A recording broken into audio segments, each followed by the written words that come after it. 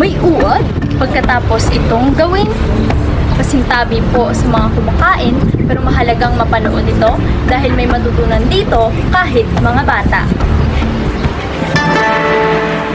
Humahanap ng mabisang gamot sa masakit na ngipin, pumunta sa dentista at magpagamot. Pero sa bayan ng Lutayan, Upper Antong Sultan Kudarat ay may traditional at mas mabilis na pamamaraan. Ang hipo o tinatawag nilang sapo ay isang tradisyonal at mabisang paraan daw para gamutin ang sumasakit na ngipin. Ang 45 anyos na si Aling Maylin ang takbuhan ng mga residente ng Upper Antong kapag may sumasakit ang ngipin. Ngayon, nandito tayo kung saan matutunghayan natin ang alternatibong pamamaraan ng panggagamot. Sa halagang 50 pesos ay mawawala ang inyong iniindang sakit sa ngipin. Tara! Ayo, maayong hapon na nite. Hapon man, kamu gali mo ba sapo? O, ante. Gali ka mo di sulod. Gali ka mo dala. Kasama natin ngayon si Aling Maylin upang ipahayag sa atin ko ang proseso ng pagsasapo. Ako si Mylen, masapo sa kay Shen. Inumpisahan niya ito sa pagpapakilala ng mga kagamitan sa paghihipo. Ari ang anbon nga sapo no, ulin, madabok sa ulin, tapos paghabok, ibutang ang bato sa babaw ng ulin para magbaga siya. Tapos, ari ang akong ingredients, sang liso, sang katsubong, tapos lana, tapos akon nga tambutso. Tapos ini, pagbagas ang akong uring, sang akon nga bato, amo ini, ibutang dire sa babaw sang bato man, nga may tubig. Dinhalinante ang katsubong.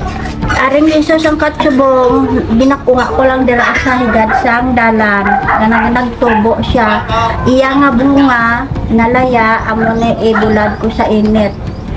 Pagtapos ini bulad, amo ni may mapasapo, amo ni ibinabutang ko sa puksa. Sa bandang ito, ay amin ding sinubukan ang paghihipo kung epektibo nga ba ito.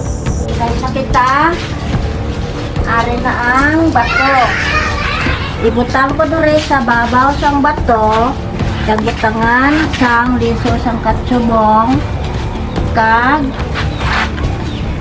ibutang sa baba ma. Ano ka?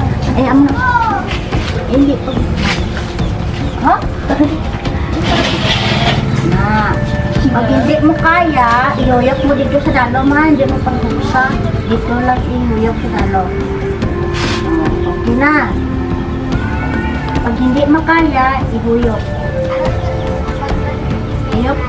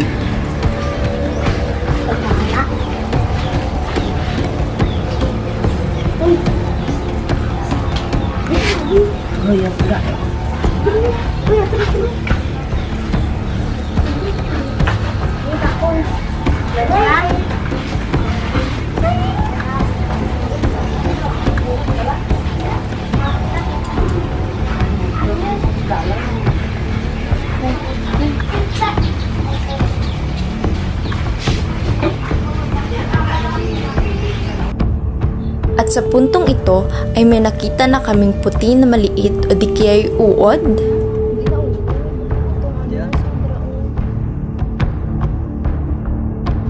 Manghang yung usok na nanggagaling sa baga.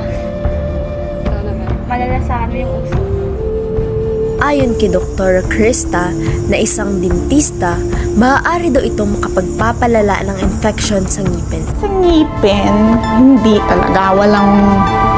thing as toothworm, pero pwede siya mag-thrive sa mga soft tissues like sa lips, sa mouth, sa throat. Kung makikita man siya sa bibig, very, very rare ito. At ayon naman sa isang herbalist, ang dahon ng talampunay o tinatawag nilang katsubong ay dati nang ginagamit bilang panggagamot sa hika. Pero mas kinikilala na ito ngayon bilang isang poison plant. Merong sakap na nakakalason, lalo na pwede siyang maging sanhi ng deliryo, pwedeng maapektuhan ng utak. Wala naman talagang kinalaman ang pinausukang buto ng talampunay sa paglabas ng mga uod.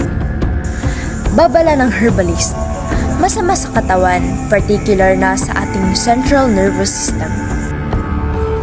Kanino po ito natutunan at kailan kayo nagsimula? Natutunan ko sa akong bana. Tapos, nasimula siya 2000 siya nagsimula hanggang ngayon. Sa isang linggo po, magkano ang kita nyo sa pagsasako?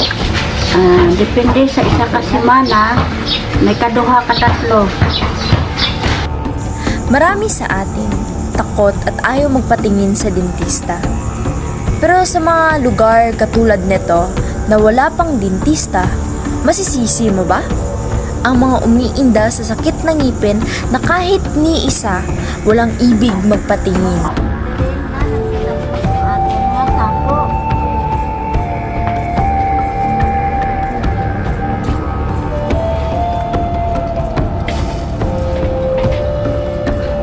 Sa muli, ito si Shane Colonna ang nagbibigay ng bagong kaalaman kasama ang Tuklas Mindanao.